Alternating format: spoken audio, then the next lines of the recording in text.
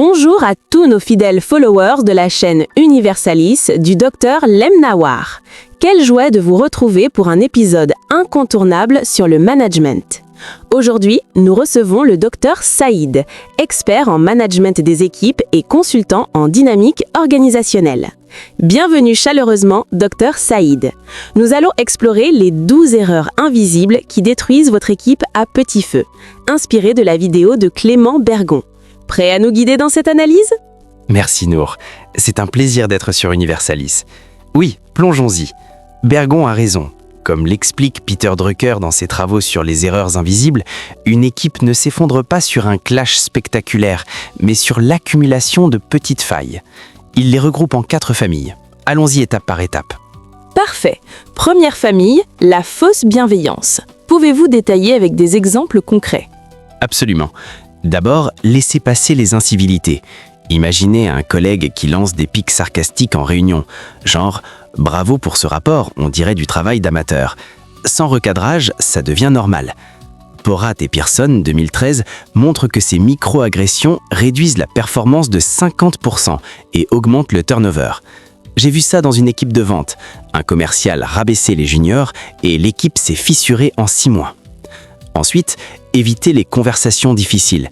Repousser une discussion sur un conflit, par exemple un employé qui résiste à une nouvelle directive, crée des non-dits toxiques.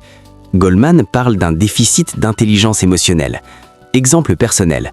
Dans un hôpital où j'ai consulté, un chef ignorait les tensions entre infirmiers.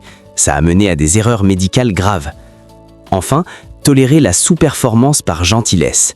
Laisser un employé bâcler ses tâches démotive les performants. Adams, 1965, appelle ça une violation de l'équité distributive.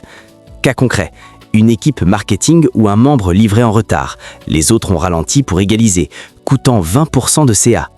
Impressionnant, ces exemples rendent ça tangible. Deuxième famille, se servir de son équipe pour briller. Qu'en dites-vous ?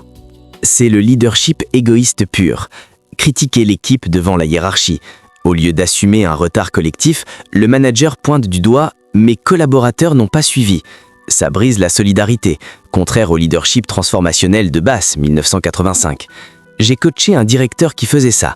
Son équipe l'a lâché lors d'un audit. Normaliser la brutalité managériale, pousser des résultats court terme au mépris de l'humain, comme des heures sup forcées. Maslach, 1982, lie ça au burn-out. Exemple. Une start-up tech où le boss hurlait pour des deadlines. 70% des devs ont démissionné en 1 an. S'attribuer les mérites, oublier de créditer l'équipe devant la direction. Herzberg, 1959, voit la reconnaissance comme un motiveur clé.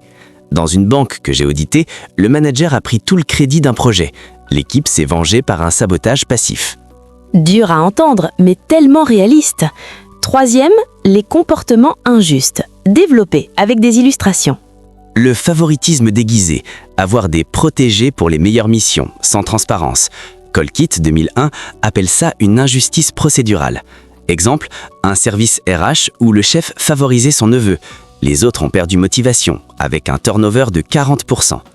La culture du blâme, ne parler que des erreurs, jamais des succès. Robbins et Judge, 1977, montrent que ça tue la créativité. Dans une usine automobile, un manager ne félicitait jamais. La productivité a chuté de 15%. L'absence de reconnaissance, pas de feedback positif, promotion ou bonus. Cas d'école, un call center sans employé du mois. Les agents se désengageaient, coûtant cher en absentéisme. On sent l'impact. Dernière famille, les problèmes d'organisation. Le flou des rôles, qui fait quoi, non défini, générant des tensions. Mintzberg, 1979, insiste sur la structuration claire. Exemple, un projet IT où tout le monde touchait à tout, deadline explosé. Le micromanagement, tout contrôlé par défiance, freinant l'autonomie.